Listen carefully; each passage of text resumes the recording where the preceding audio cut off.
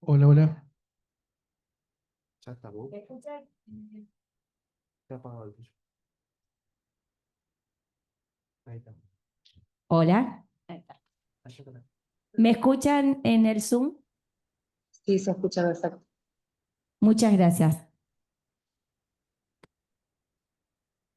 Buenas tardes a todos. Bueno, estamos en el último ciclo, es la última charla de este ciclo, y hoy va a estar con nosotros, bueno, que estuvo obviamente presente, pero hoy va a estar disertando el doctor Adán Costa Rotela, hablando de derechos y garantías. Así que bueno, a los fines de no seguir demorando, vamos a arrancar.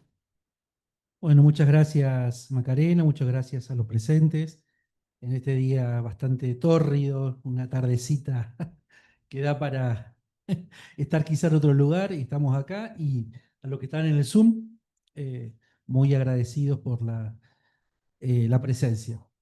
Bueno, justamente cuando se pensaron estas jornadas, se pensaron con un sentido, a ver, un poco de lo que nos ha dejado esta reforma constitucional, por lo menos en los trazos gruesos, en distintos, seleccionamos algunos temas puntuales, algunos que tienen que ver con la vida orgánica e institucional de la provincia.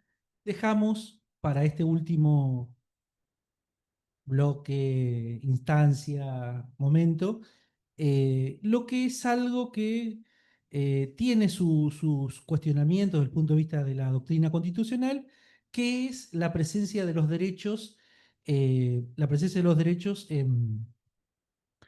la nueva constitución o en las constituciones provinciales. Lo digo cuestionamientos en el sentido de que por ahí hay algunos tratadistas que piensan que las cuestiones de derechos deberían estar, bueno, están solamente limitadas a las constituciones nacionales, y en las constituciones provinciales puede generar algún tipo de confusión la presencia de determinados derechos, justamente en relación a los derechos que ya están establecidos en la parte de declaraciones, principios de garantías de la Constitución Nacional. Esta es una larga discusión, pero que en nuestra Constitución de la provincia de Santa Fe está establecido como primer capítulo justamente principios, derechos y garantías. Y no nos vamos a referir a todos, vamos a hacer todos los derechos y garantías que están definidos en nuestra Constitución provincial. Vamos a hacer algún análisis de algunos de estos, vamos a decirlo así, nuevos derechos. Pero yo, de alguna manera, coincido, te veo flaco acá de delante, vos sos uno de los que llevas adelante esta idea de que los derechos ya están en la Constitución Nacional. Coincido en parte en la medida de que las interpretaciones pueden traernos algunos problemas donde se interpretan justamente las normas que son, bueno, planteos judiciales en una primera medida, o también de naturaleza político-administrativa. Me voy a referir específicamente a tres de estos nuevos derechos de que, bueno, nos hemos encargado o hemos acompañado desde el colegio y desde algunos procesos que se han dado bastante participativos, porque hay que decirlo, muchos de estos nuevos derechos tuvieron un acompañamiento social. Estoy hablando de derechos de las comunidades indígenas, derechos culturales y derechos al ambiente. Puntualmente estos tres voy a referir como nuevos derechos, y vamos a ver cómo jugaron en la reforma y cómo pueden jugar justamente, si vemos cómo es el título de estos conversatorios, son proyecciones. Es decir, cómo proyectamos estos derechos o estos nuevos derechos con esta salvedad hecha de que puede generar algún tipo de colisión interpretativa de fundamentalmente en su funcionamiento práctico, porque esto es lo interesante. Si establecemos catálogos normativos, si establecemos nuevos derechos, lo más importante de esto es que las prácticas sociales se acerquen a esos derechos. Si no, ¿para qué tenemos catálogos normativos si las prácticas sociales van para otro lado? Eh, a ver, con respecto también a estos nuevos derechos, nosotros, digo nosotros, abogadas y abogadas que estudiamos el derecho constitucional, el derecho administrativo, sabemos que los derechos no pueden leerse linealmente artículo 13, inciso 6. Sabemos que los derechos se interpretan en un conjunto normativo de relaciones normativas que se establecen justamente en algún sentido, ¿sí? En algún sentido que va a articular conexiones entre artículos. Acá se ha hablado muy bien, Rocher en las anteriores jornadas, cuando se habló de autonomía municipal, se hablaba justamente de la conexión entre muchas normas, nuevas normas jurídicas, y tomo algunas de esas que también deben leerse en estos nuevos derechos. Por ejemplo, se habló de autonomía municipal y se habló del derecho a la ciudad. Y en el derecho a la ciudad, en este nuevo artículo que habla del derecho a la ciudad, hay algunas disposiciones que se conectan con la problemática que traen una serie de problemas a resolver que trae el artículo 13. Porque el artículo 13 nuevo de la Constitución es el artículo que se hace cargo, desde el punto de vista constitucional, de las desigualdades sociales estructurales. El artículo 13 dice, hay desigualdades sociales, cosa que muchos por la propia existencia lo podemos verificar. Pero el artículo 13 habla de desigualdades estructurales, también lo habla la Constitución Nacional, porque trae una solución similar. Medidas de acción positivas están en la Constitución Nacional. Pero acá tenemos una primera interpretación normativa. Quiero no ser tan técnico, quiero ser más coloquial, sobre todo por el auditorio, compañeras y compañeros de comunidades constituyentes santafesinas que hemos trabajado mucho esto de los derechos indígenas. Pero quiero ser riguroso con lo que estamos planteando, pero coloquial para la comprensión.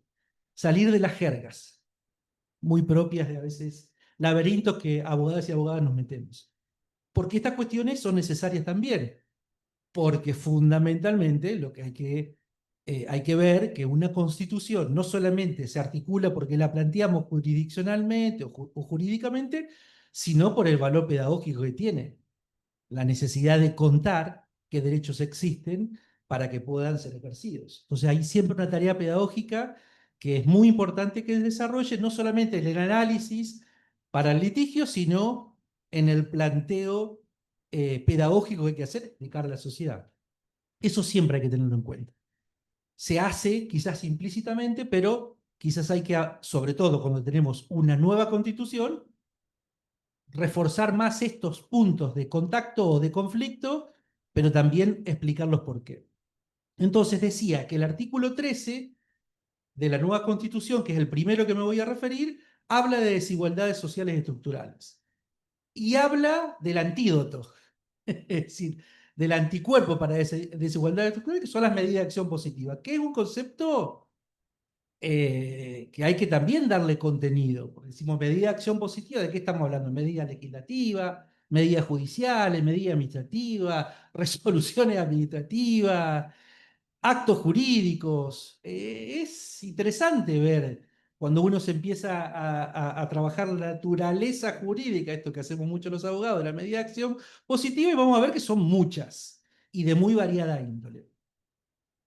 Por suerte, como estamos transitando alguna de ellas, voy a poder contar un caso práctico como para que sepamos de lo que estamos hablando. Entonces decía, ese artículo 13 de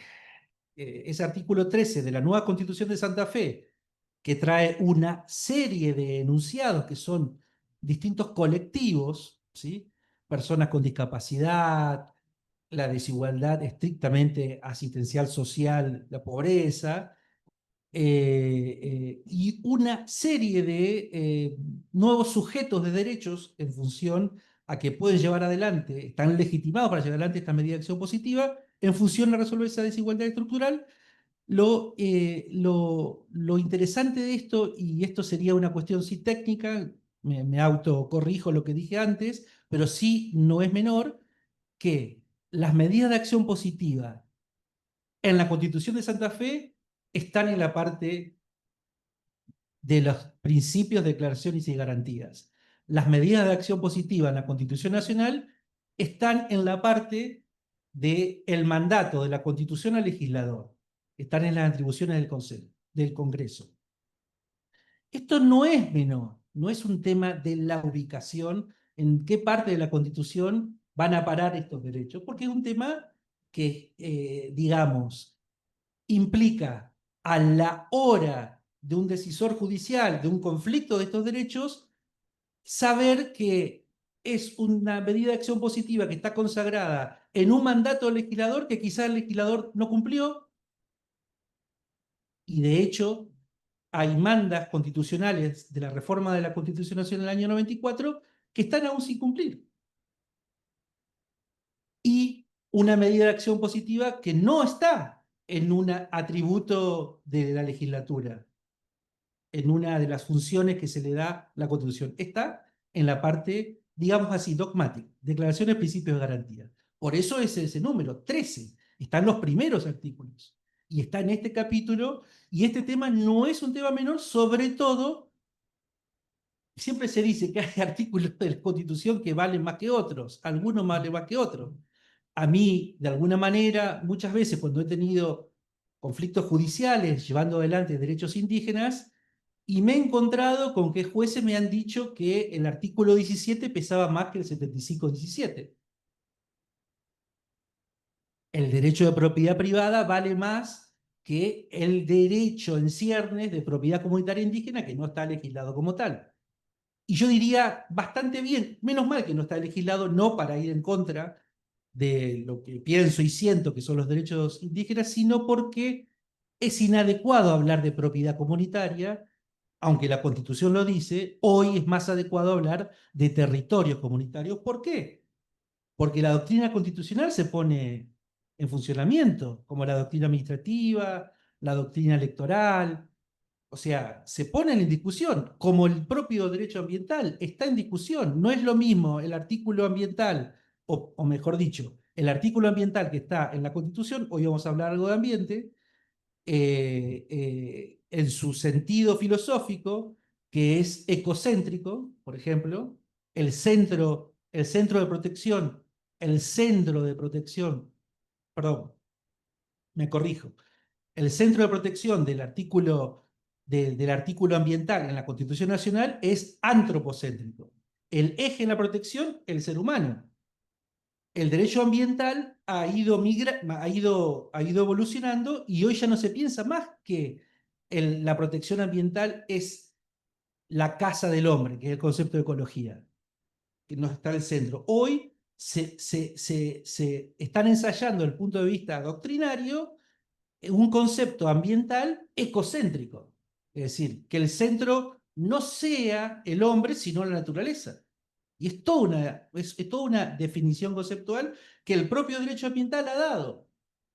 Pero en términos normativos, el artículo reformado en el 94 es un artículo que protege el ambiente en la medida que es casa del hombre. Estoy haciendo bastante coloquial para que se entienda y no ser tan laberíntico. Entonces, y este actual, el 33 de la Constitución Provincial, y no ha podido estar a la altura de la evolución del concepto de derecho ambiental. No, y ni siquiera ha tenido en cuenta, muchos acá nos hemos quedado con las ganas, flaco, de que nuestras palabras sean escuchadas en la Convención Constituyente.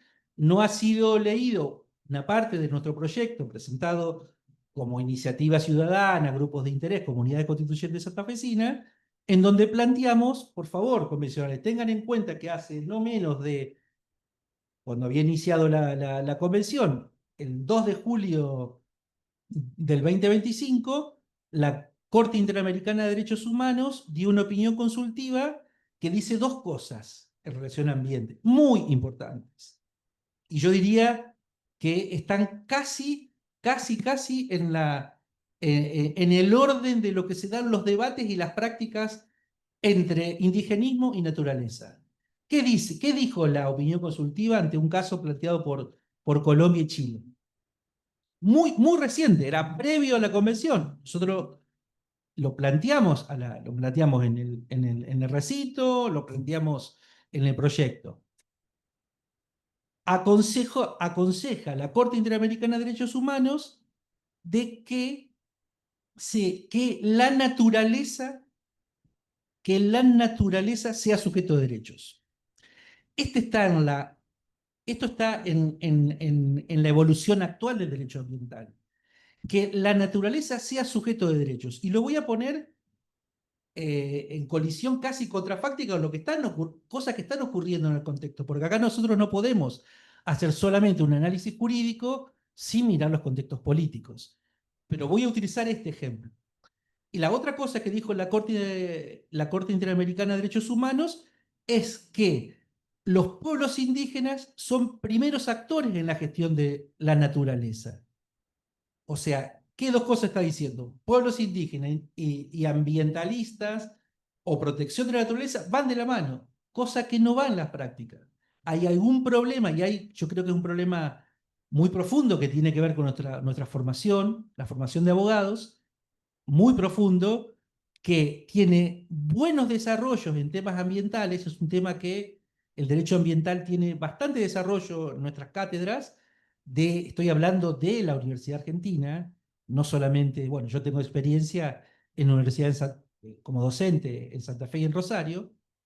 El corte epistemológico es el mismo, hay mucho desarrollo de derecho ambiental y hay bastante poco desarrollo en derecho indígena. Que ahí tenemos un problema.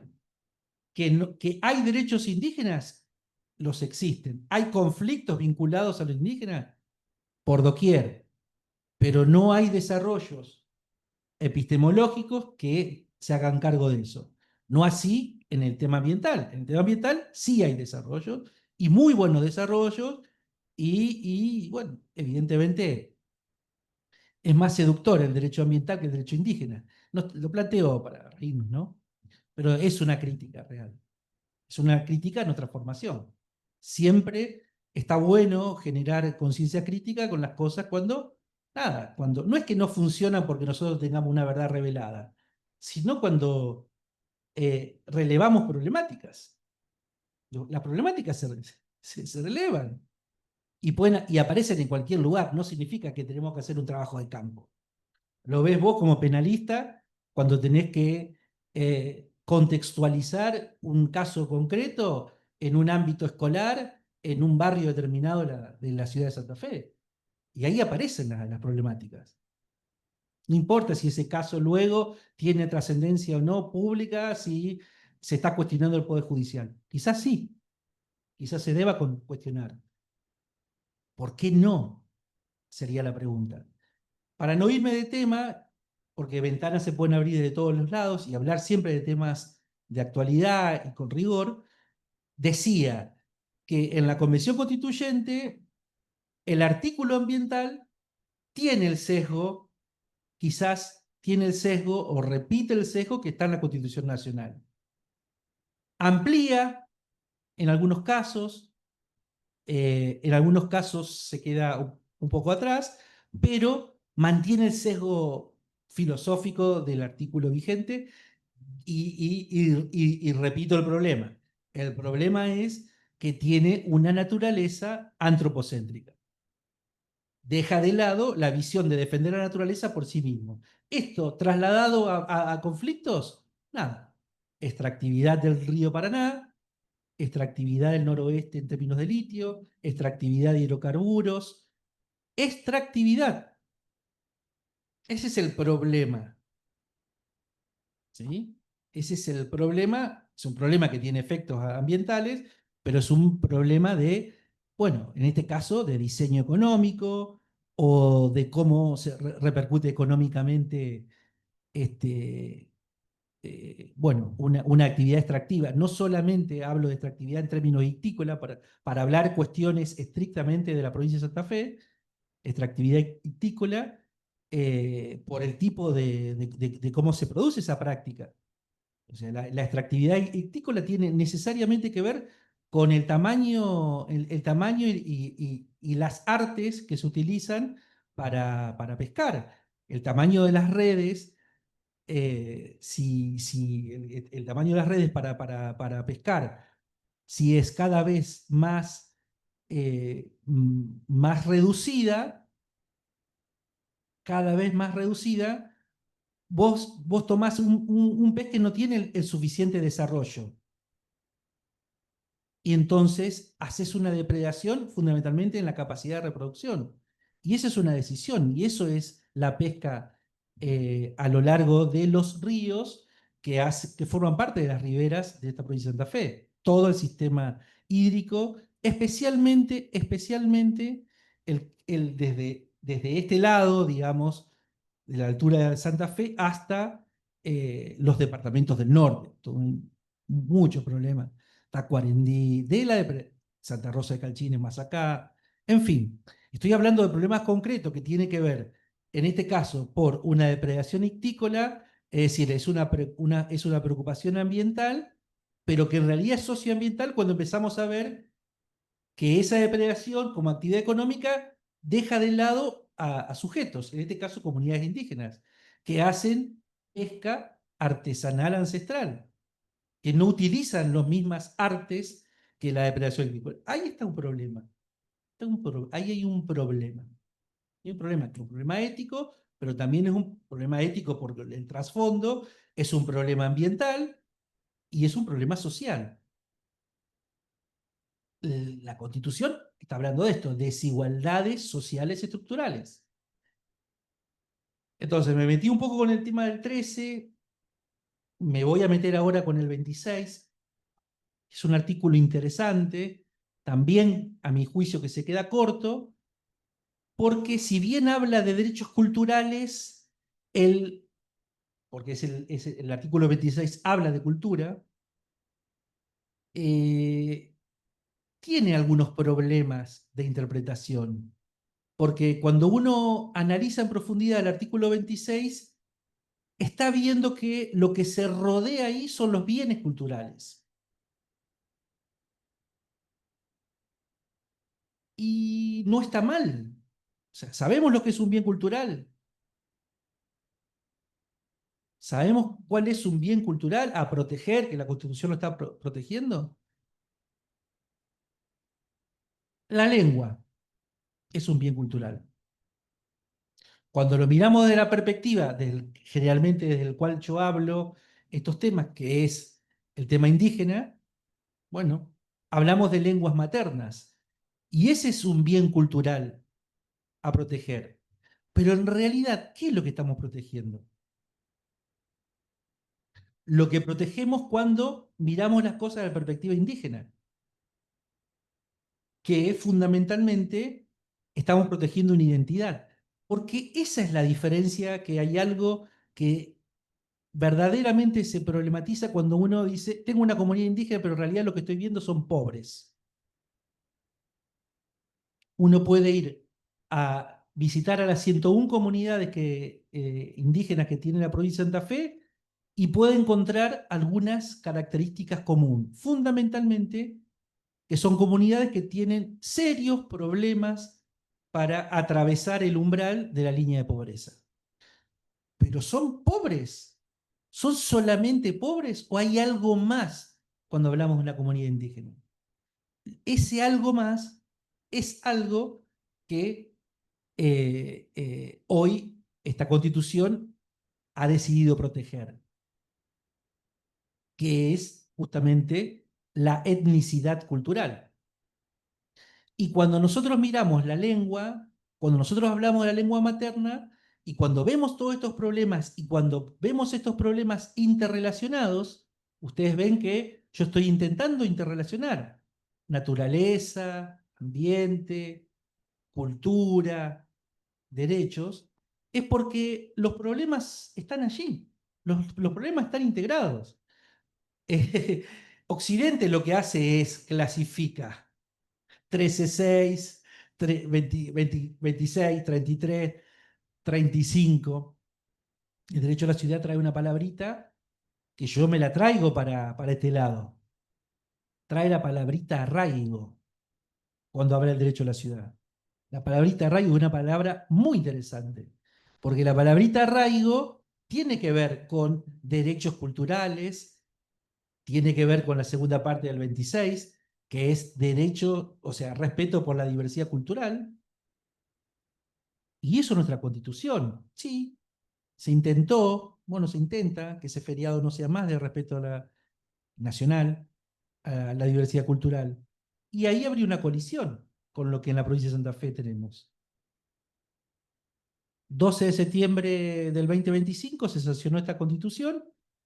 12 de octubre del 2025, a nivel nacional, si bien no se modificó la ley que lo designa como feriado, se generó una conciencia de que ese feriado no se llama más el Día por el Respeto a la Diversidad Cultural, sino el Día de la Raza. Y es toda una gran discusión. Son cuestiones que se discuten porque se discuten en lo cultural. Y en lo cultural lo más importante es discutir lo cultural. Lo que estamos asumiendo cuando asumimos lo que decimos. No es lo mismo raza que respeto. No es lo mismo. Incluso uno podría dar una indagación histórica de cuándo se expresó por primera vez la palabra raza, vinculada al 12 de octubre.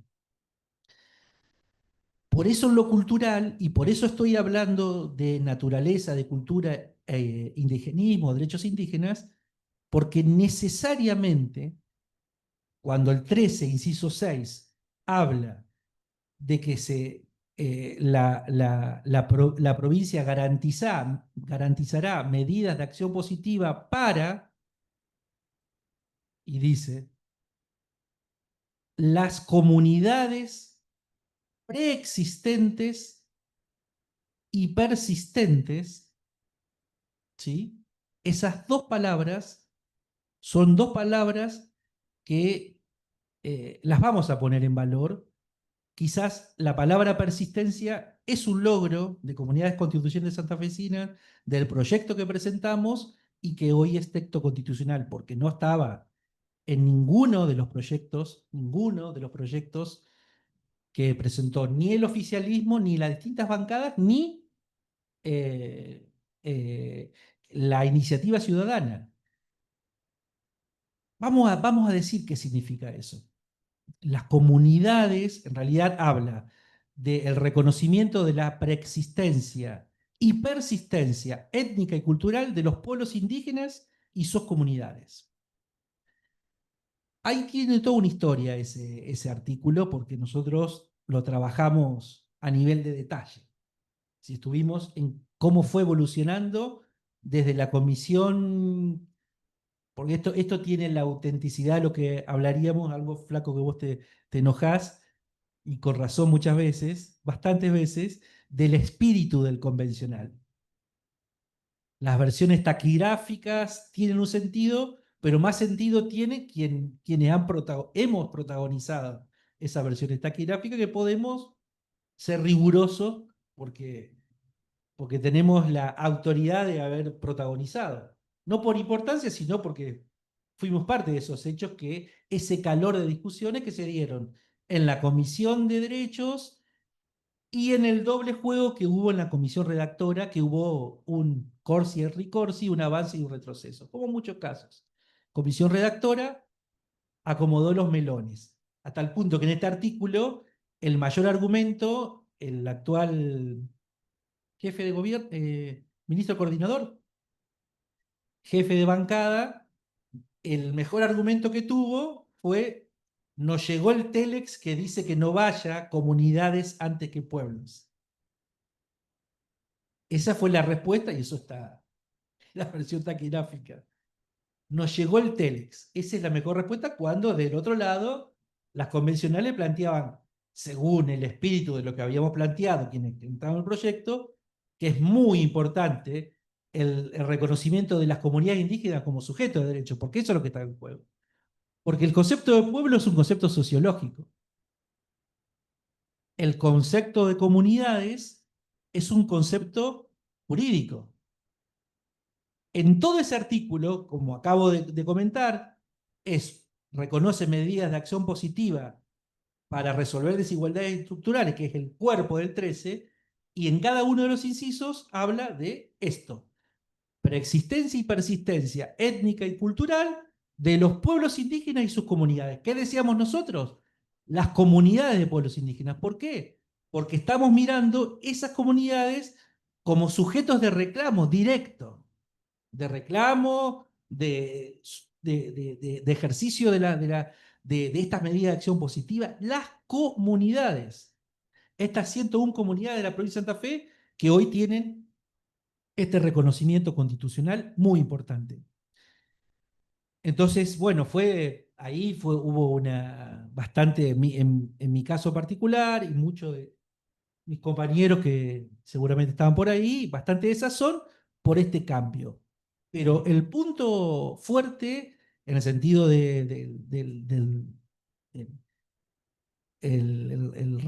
digamos, el valor que se dio con respecto a este artículo, es justamente la nota de persistencia. Lo hemos dicho acá en varias reuniones.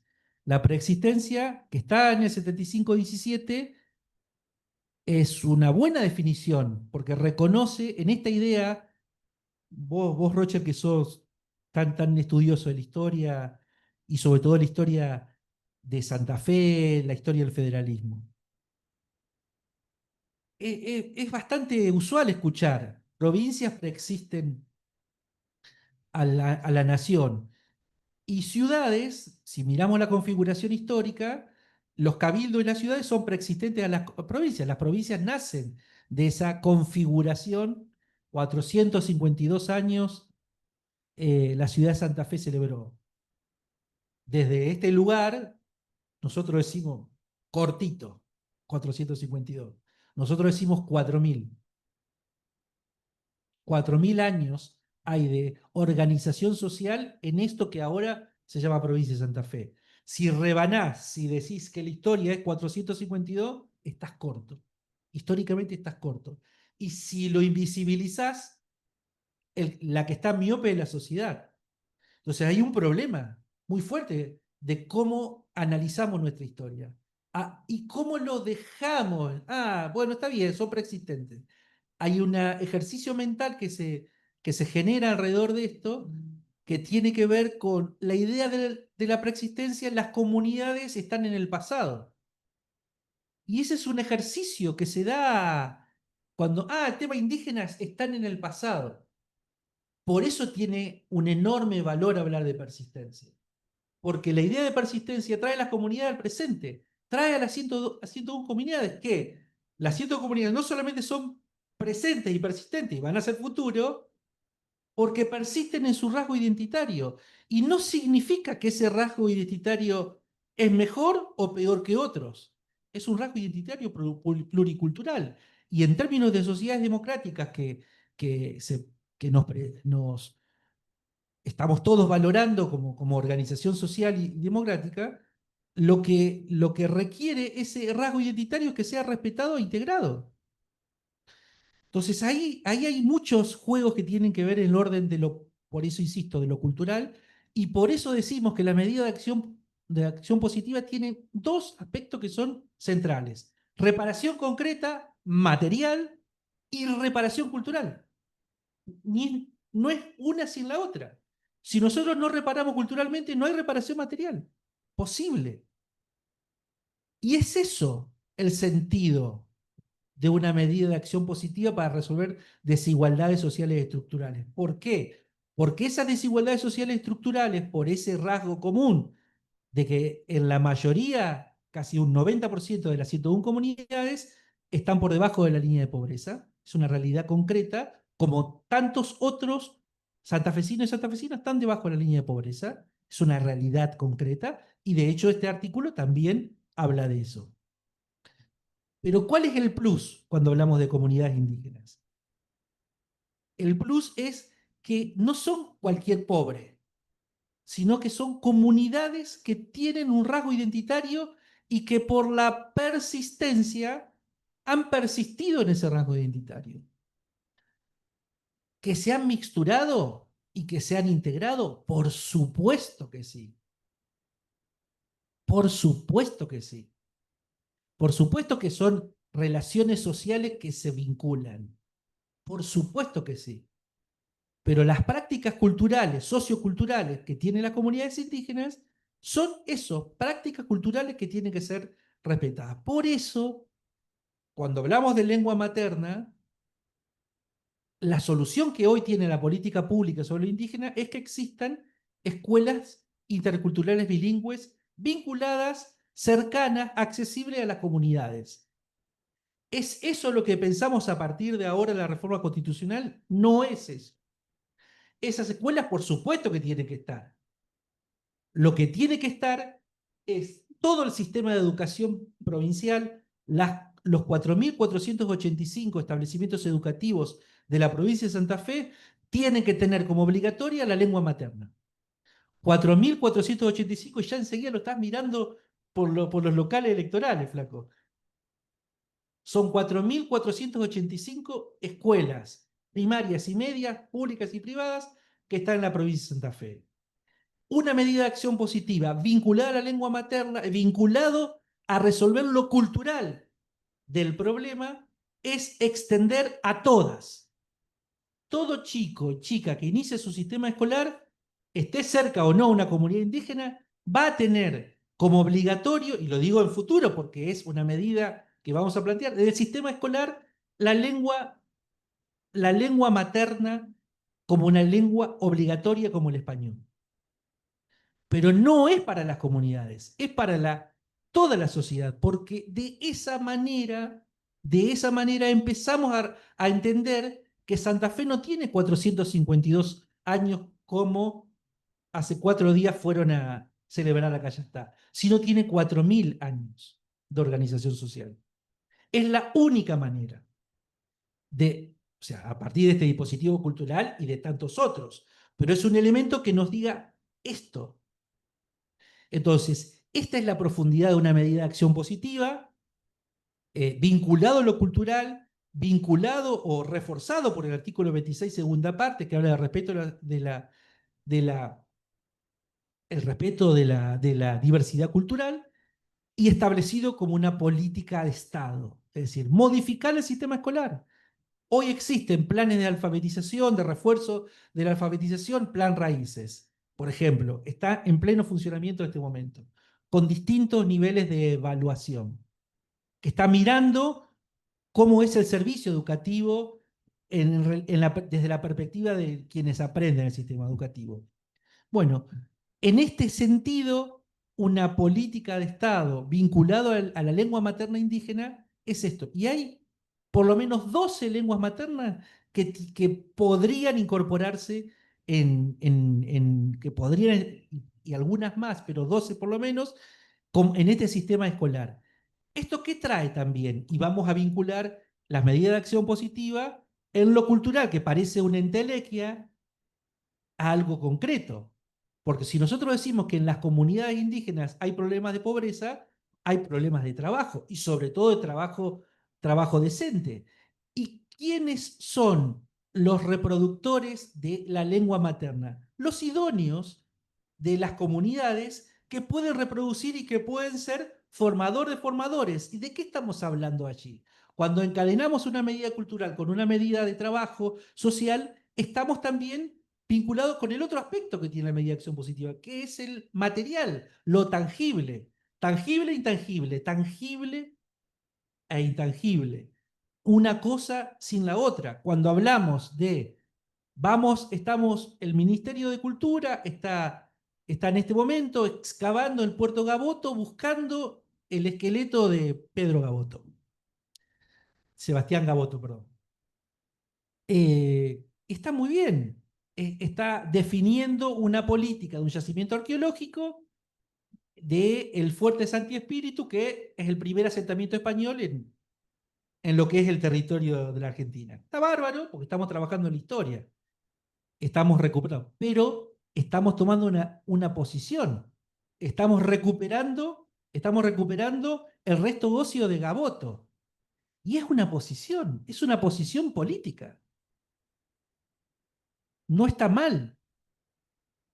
el yacimiento arqueológico de la Adelina, acá de Santo Tomé, tiene probanza arqueológica de 3.500 años. Yo no digo 4.000 años porque se me ocurrió. Yo estoy, digamos, probándolo desde el punto de vista arqueológico. Preguntémosle a cualquiera, Rosario Feblet, la arqueóloga a cargo de acá, Santo Tomé, 10 kilómetros donde estamos sentados hoy. Visiten al museo, actividad que hicimos con el colegio alguna vez, de hacer una actividad el 12 de octubre en el Museo Yacimiento Arqueológico de esto que es la sociedad Chanatimbue, probada en 2.500 y 3.000 años aproximadamente. Esto existe. Esto forma parte también de la historia. Por eso es importante discutir la historia, discutir con la Junta con la Junta de Estudios Históricos Santa Fe, discutir con Alejandro Damianovich, discutir con Dalo, discutir para que toda esta parte de la historia no tenga una versión folclórica de la historia, sino tenga una versión configurativa. Yo dije cuando me tocó disertar ahí en la convención, digo, Provincia Invencible de Santa Fe, hablan, Provincia Invencible de Santa Fe. Y sí, Brigadier López pudo hacerlo invencible contra todas las invasiones de Buenos Aires, porque de eso se trataba, la relación de la autonomía provincial contra lo que Buenos Aires entendía que era parte de su territorio político, y eran las invasiones porteñas a Santa Fe, y el brigadier lo pudo hacer porque tenía los lanceros mocovíes. Y las prácticas,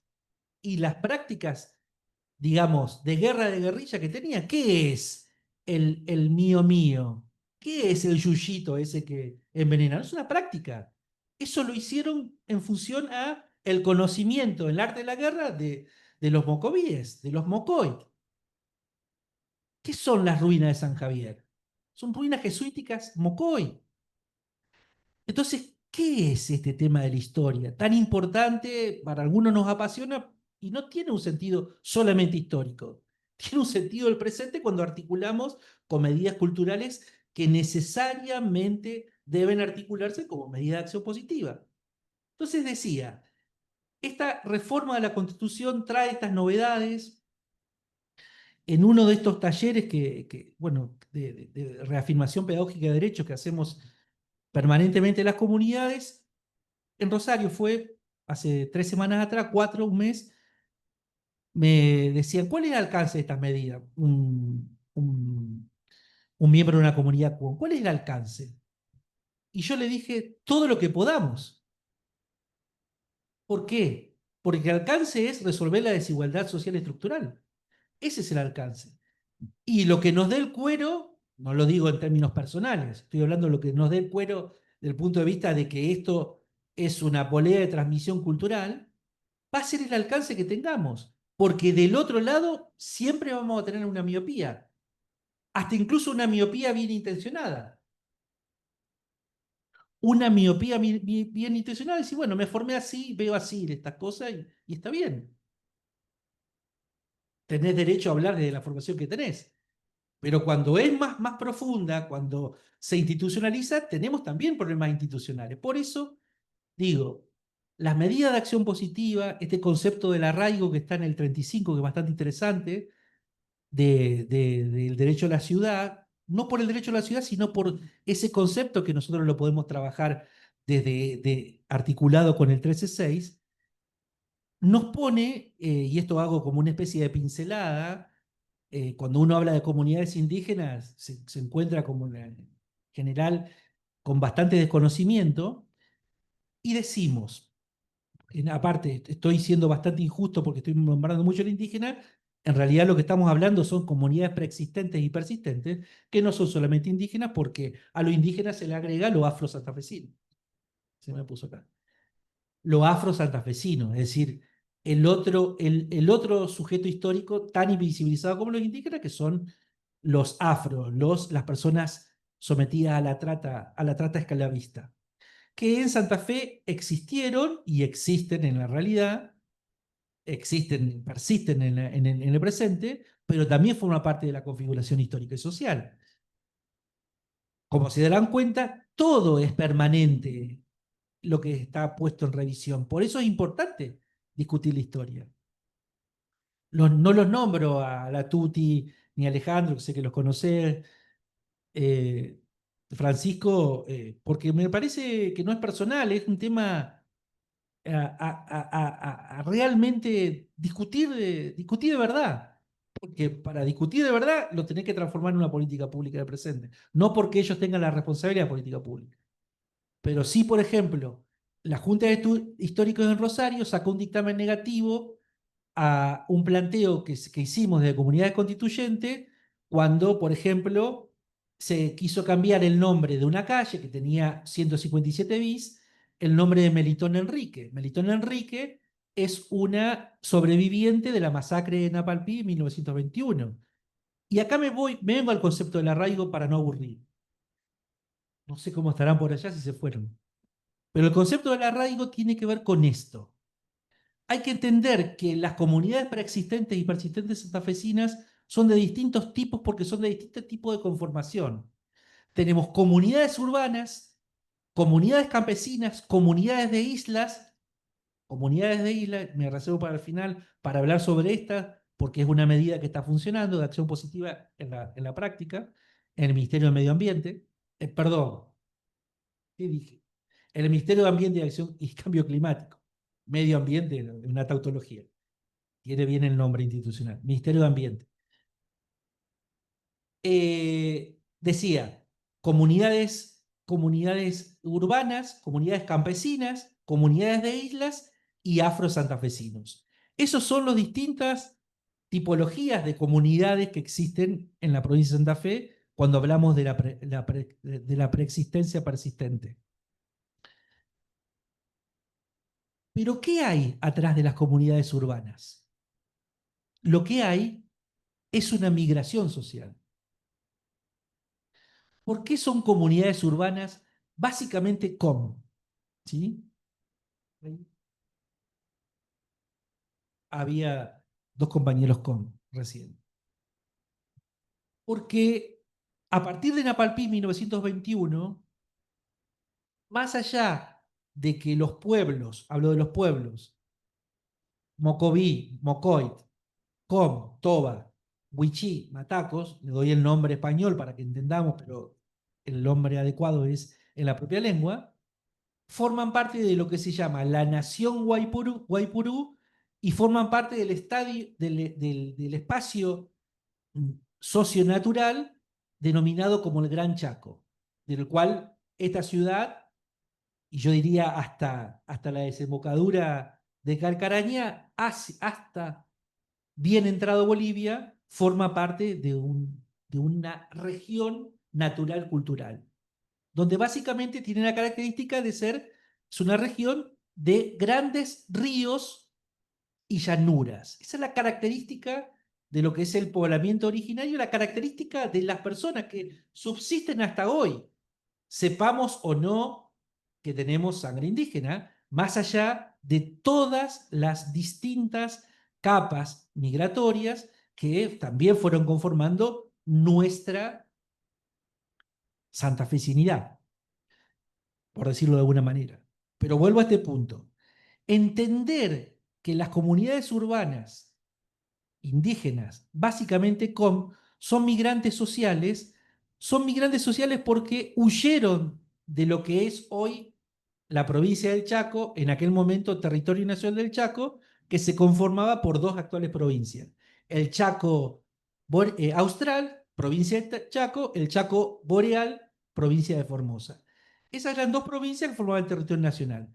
En ese momento, hacia las primeras décadas del siglo XX, junto con el tema de la forestal, en el norte de Santa Fe, la forestal del Tanino y sobre todo ese sector, lo que era de interés en el mercado, en el sistema agroexportador era el algodón para que transforme el telar de Manchester en Inglaterra en fábrica y la fábrica en producto industrial, exportable al mundo. La materia prima era ese algodón, básicamente de esta zona, de algunas zonas de Brasil y en el sur de Estados Unidos. Esos son 3 lugares en donde el algodón era la materia prima para generar la revolución industrial en Inglaterra. Está todo conectado cuando uno lo ve desde la perspectiva histórica y es más fácil entender el proceso político y económico. Pero ¿qué pasaba? Y había comunidades. ¿Y esas comunidades qué eran? Eran la mano de obra de esa extracción del algodón. Y esa mano de obra era una mano de obra semiesclava, porque lo poco que se le pagaba era quizás lo mejor dentro de las condiciones inhumanas de trabajo. ¿Y eso qué genera? Cualquier lugar, cualquier explotación, a la larga genera reacción y la relación de reacción con represión genera masacres. Y estas han sido las masacres indígenas que contamos en toda esta zona: San Antonio de Obligado, 1887, San Javier, 1904, Napalpí, Chaco, 1921, Rincón Bomba, Formosa, 1947. Las grandes masacres indígenas.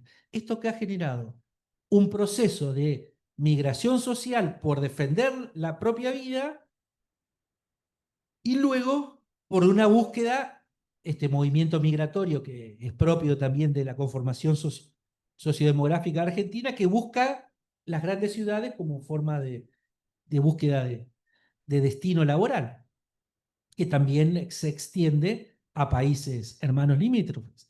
Este concepto, esto explica, esto explica el conurbano de Buenos Aires, el conurbano de La Plata, el conurbano, el aglomerado conurbano de Rosario, el de Santa Fe, el de Reconquista, el de Córdoba. Las grandes ciudades se van conformando por estos fenómenos de migración interna y, bueno, de países limítrofes.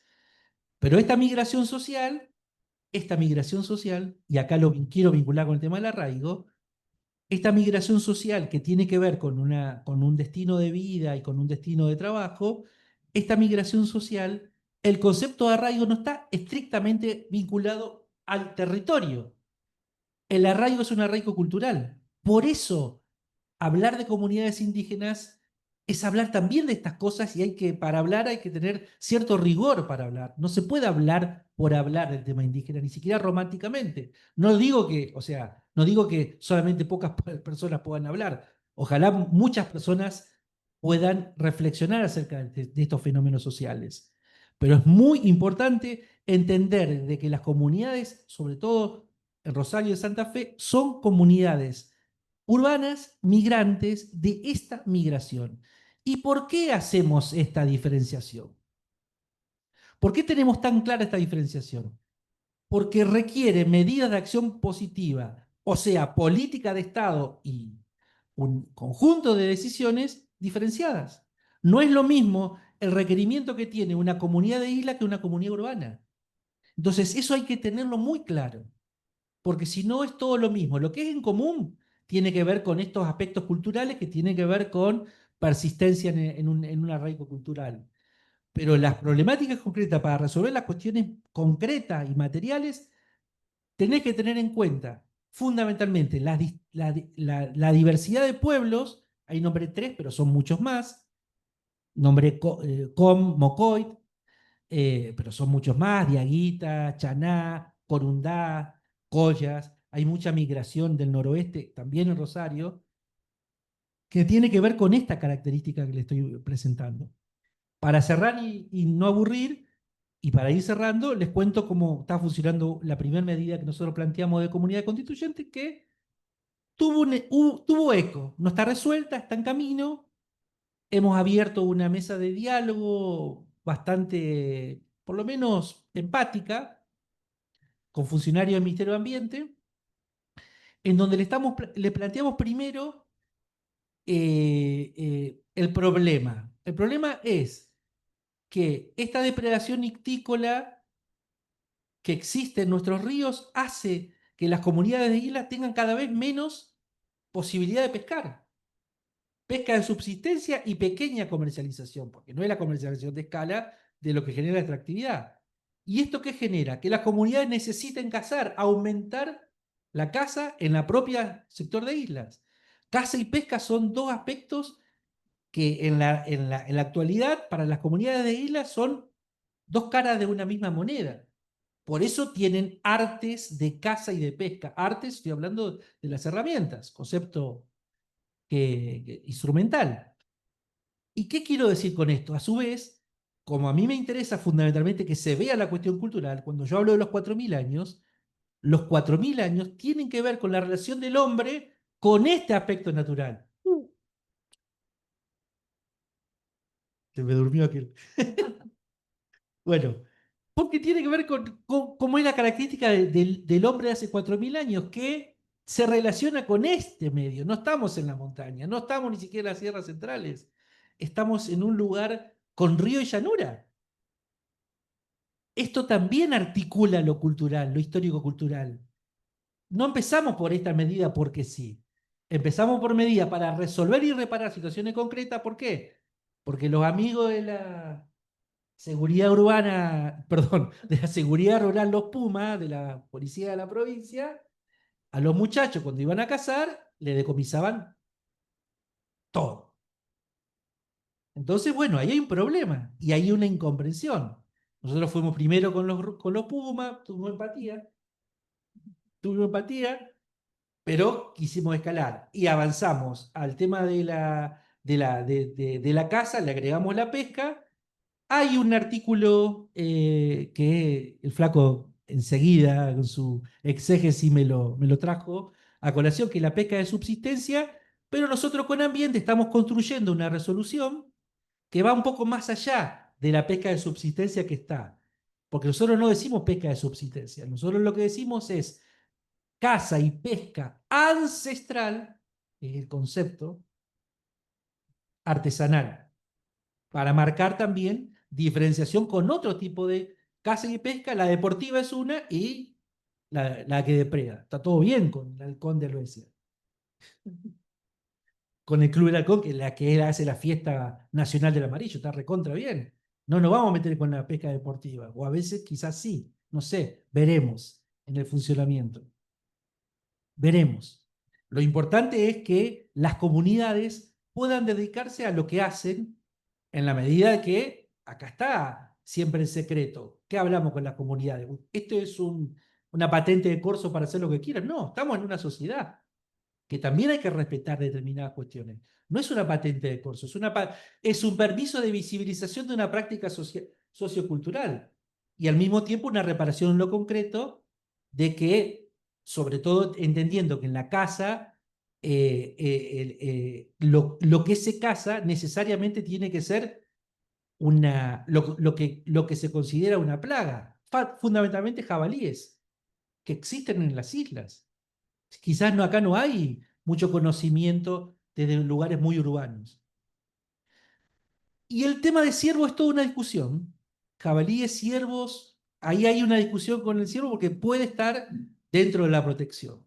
Es un tema que quizás ahí también hay que seguir trabajando en las comunidades. Bueno, de esto estamos trabajando en una medida de acción positiva, que el eco es, nada, tenemos identificadas casi unas 560 personas que están, según las distintas comunidades, que van a estar formando parte de esta resolución administrativa del Ministerio de Ambiente, futura ley, futura ley, futura ley.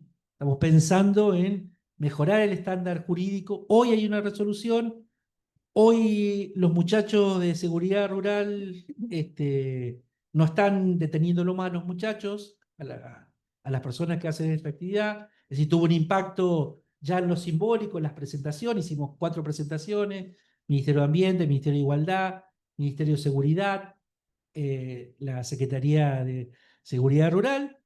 Y bueno, y el que recogió el guante fue el Ministerio de Ambiente y estamos en esa tratativa. Creo que cuando termine el año vamos a tener esta resolución, que es la primera medida de acción positiva que surge o está planteada desde la reforma de la Constitución en lo concreto, ¿sí? Que es un primer paso para profundizar la protección legal. Y después, para cerrar, nada, planteos judiciales, hay mucho que estamos haciendo con esta perspectiva indígena, que también hay un tema muy importante, que hay que educar nuestro sistema judicial, nuestros jueces, querida Macarena, y bueno, argumentando y teniendo que leer un poco, algunos casos en pequeñas causas, depende de la entidad, bueno, es una tarea también pedagógica que se tiene que dar en el sistema judicial santafesino. Bueno, muchas gracias. Tenelo por si, a ver si hay preguntas. Si hay preguntas en el chat, pueden habilitar el micrófono. Agradecemos enormemente a Adam y a todos los presentes en este ciclo. El año que viene vamos a profundizar con unas charlas de esta temática para seguir construyendo y sobre todo en la materia pedagógica, que es una de las también de las cláusulas que nos manda la Constitución provincial. Yo voy a detener la grabación, así continuamos respondiendo preguntas y seguramente la vamos a estar subiendo al canal de YouTube del colegio. Muchísimas gracias. Algunos